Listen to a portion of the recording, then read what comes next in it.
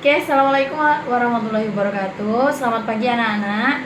Baik, sebelum kita mulai kelas online kita kali ini, sebelum itu kita membaca doa terlebih dahulu. Oke, doa mulai. Oke, selesai. Oke, gimana? Sudah masuk semua hari ini? Oke, ya. Hari ini Ibu absen dulu ya. Oke, Fitri sudah masuk? Oke, sinyalnya bagus, lambaikan tangan. Oke. Nurul, oke sudah masuk ya. Artika, oke sudah masuk. Alvina, oke baru masuk ya. Oke. Kurang satu ini kemana satunya? Oh masih telat, jaringannya masih belum masuk ya. Oke. Oke lanjut. Oke teman-teman atau anak-anak, hari ini Ibu akan menjelaskan materi tentang perfect present tense. Nah, tuh, ada yang tahu? Oke, oh ini Hifna, baru masuk ya. Kenapa? Oh, jaringannya susah. Oke, baik. Kita lanjutkan ya. Bu akan menerangkan tentang present perfect tense. Nah, what is present perfect tense? Nah, itu. Jadi, definisi tentang present perfect tense.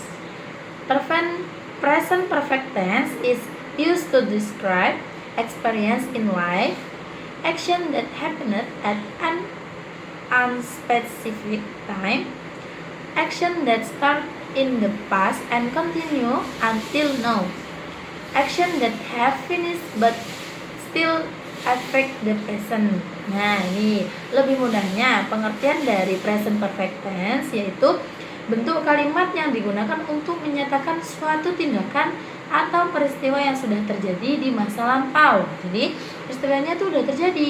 Nah, apa yang kita lakukan, apa yang baru saja kita lakukan, gitu kan? Akan tetapi masih memiliki hubungan atau pengaruh terhadap masa sekarang. Tuh, contohnya ini ada Ibu beri contoh satu. I have finished my homework. Nah, saya sudah menyelesaikan pekerjaan rumah saya. Nah, itu kan saya sudah menyelesaikan. Nah, saudara berarti entah itu kemarin, entah itu tadi 1 jam yang lalu atau 1 menit yang lalu, itu masa lampau. Oke, cara membuat present perfect tense itu ada rumusnya anak-anak. Ya, tolong dicatat ya. Itu rumus atau formula untuk membuat kalimat present perfect tense. Itu yang pertama ada kalimat positif, itu menggunakan rumusnya subject. Yang pertama subject tambah have atau has plus verb 3 atau verb 3 plus object. Nah, tuh bisa dilihat anak-anak. Oke, itu rumus untuk membuat kalimat positif. Setelah itu, Ibu juga akan memberikan rumus cara membuat kalimat negatif. Nah, ini. Yang pertama ada subject plus have or has plus not plus verb 3 plus object. Nah, ini rumus untuk membuat kalimat negatif. Tambahi not, subjeknya di depan, has or have itu ada di yang kedua, yang ketiga ada not, yang keempat itu ada verb 3 dan juga object. Nah, yang terakhir itu ada kalimat interrogatif atau kalimat tanya.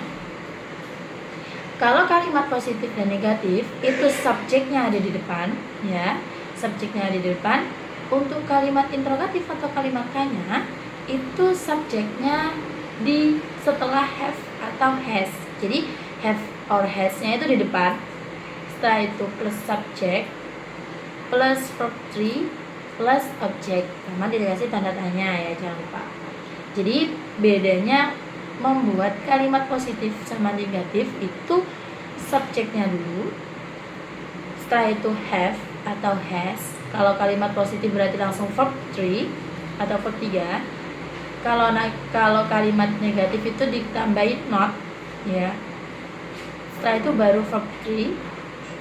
Itu kalau cara rumus membuat kalimat positif sama negatif.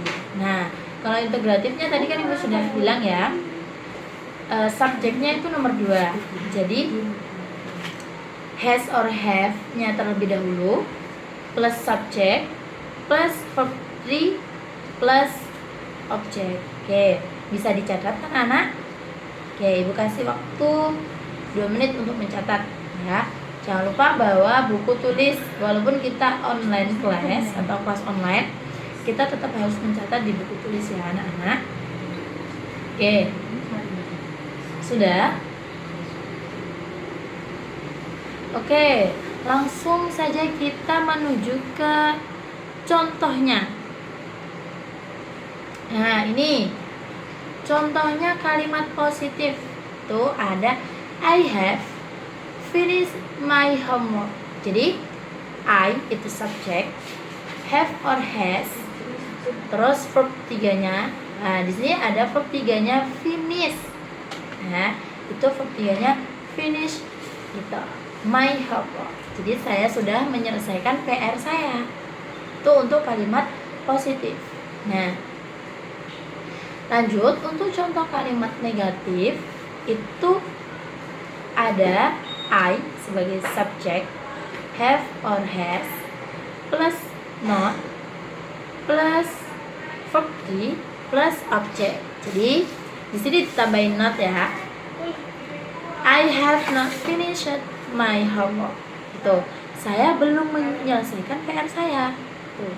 Jadi belum atau tidak gitu. Dari sini paham anak-anak? Oke. Selanjutnya untuk contoh kalimat interrogatif atau kalimat tanya.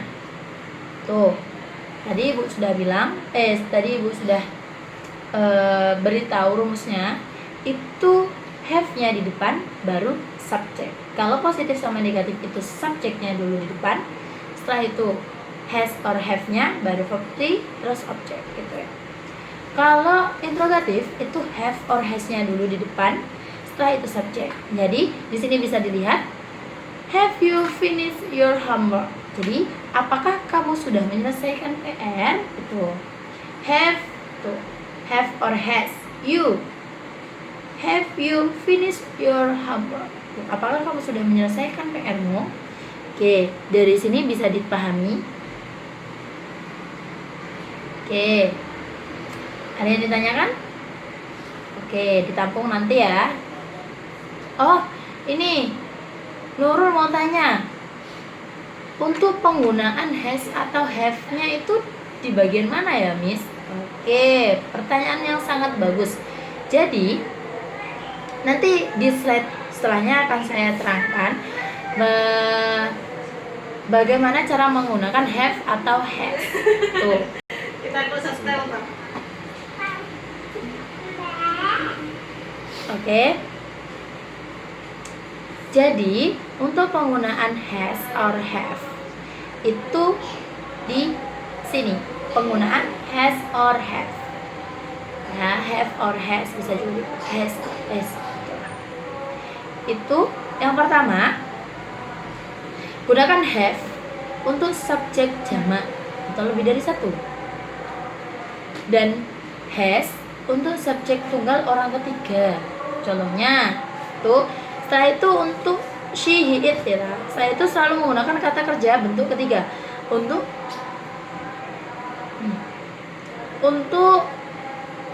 perfect present tense ini atau present perfect tense itu menggunakan verb 3 ya. Menggunakan verb 3. Jadi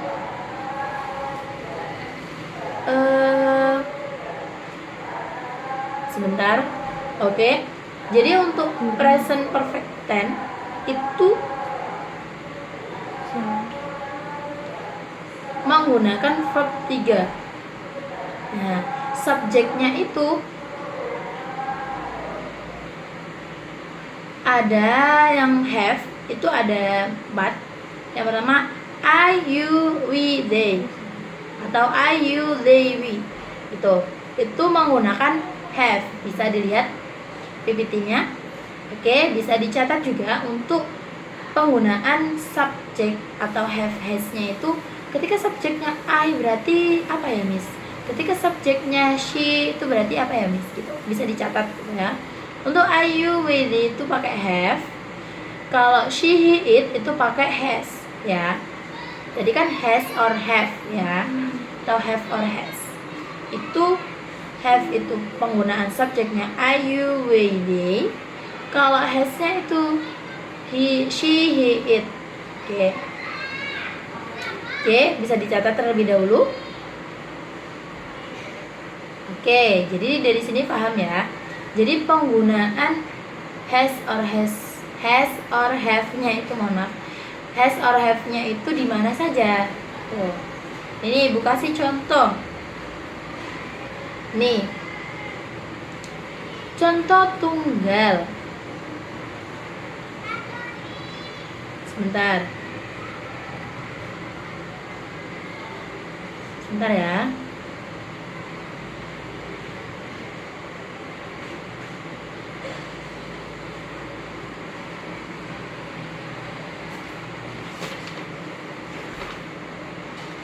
Oke. Contoh tunggalnya itu ada I have eaten breakfast. Gitu. Ya, I have. Tadi kan subjeknya, ini kan subjeknya I ya. Subjeknya I have eaten breakfast. Saya sudah makan, saya sudah sarapan. Tuh, bukan makan Pak, breakfast itu sarapan. Oke. I have eaten breakfast. Ya, saya sudah sarapan. I berarti have, ya kan? Di sini juga contoh yang kedua. Ya, have you. Nah, you tadi kan I, you, we, they. Ya, itu pakai have. Have you finished your homework? Nah, itu apakah kamu sudah menyelesaikan PR-mu? Tuh untuk you berarti, atau bisa juga sih you have misalnya. Have you, kalau ini kan untuk interrogatif ya. Have you finished your homework? Apakah kamu sudah menyelesaikan PR-mu? Tuh.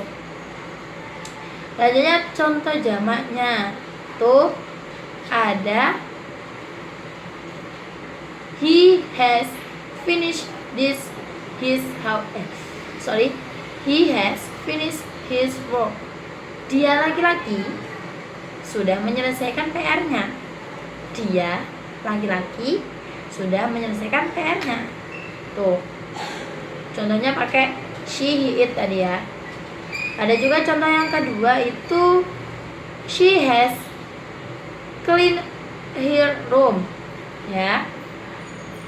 Dia perempuan atau perempuan itu sudah membersihkan kamarnya.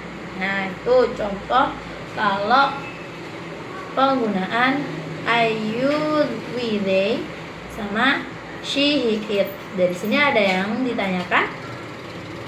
Oke. Setelah itu Ibu beri contoh. Ibu kasih contoh ya. Oh, tidak. Ibu kasih pertanyaan. Nanti bisa dijawab ya kan anak-anak. Langsung. Nanti jawabannya bisa dikirim. Oke, sebentar.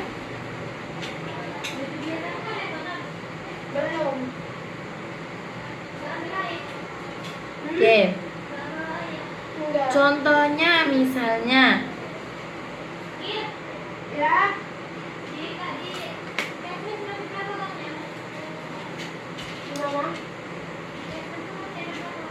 I have visited Bali. Ya. Oh, ya. Itu berarti subjeknya apa? I, oke, benar. Terus have or have. Visit itu mengunjungi kan artinya. Visit itu verb tiganya visit, mengunjungi Bali. Tuh. Ibu kasih contoh ini. Ya. Ibu kasih soal. Sebentar.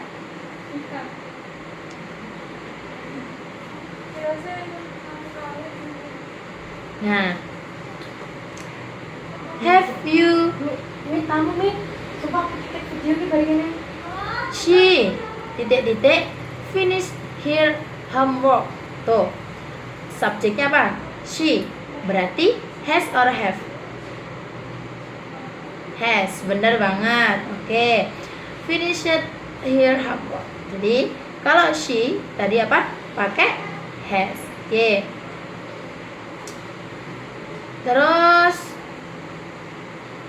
lagi Ibu kasih soal.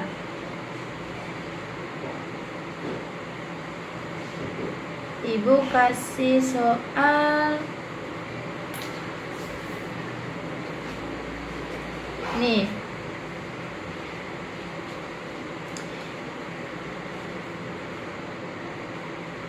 Mana ya? Sebentar.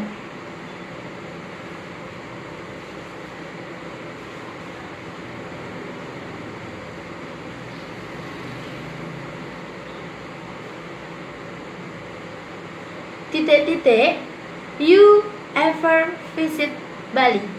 Tuh, sebelum subjek, kan ini interrogatif ya, berarti has or have. Oke, ya benar sekali Nurul, pakai have. Karena apa? Karena pakai you subjeknya ya, itu untuk interrogatif.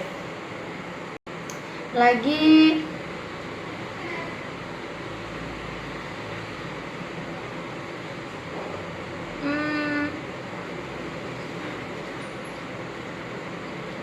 contohnya ini lagi, they titik-titik finish the project. Tuh, kira-kira kalau subjeknya they itu has or have? Oke, benar sekali Alvina, pakai have ya. Baik, dari sini sudah paham? Ada yang ditanyakan? Oke. Setelah itu di pertemuan besok ini Ibu kasih PR buatkan kalimat present perfect tense dalam bentuk positif, negatif, sama interrogatif. Ini kan subjeknya kan ada berapa ini? Saat I, you, we, they, she, he, it, ada 7, masing-masing 1 ya. Oke, jadi Ibu ulangi lagi PR-nya. Untuk dikumpulkan besok itu membuat kalimat perfect present tense sesuai sama subjeknya. Kalau I berarti I itu apa, ya kan? You itu apa gitu. Pokoknya satu-satu. I 1, you 1, we 1, they 1 dan seterusnya. Tuh, ya. Dari sini paham? Oke. Itu saja yang bisa Ibu sampaikan pada materi pagi hari ini. Besok Naila jangan telat ya. Oke, I think enough. The last I say. Assalamualaikum warahmatullahi wabarakatuh.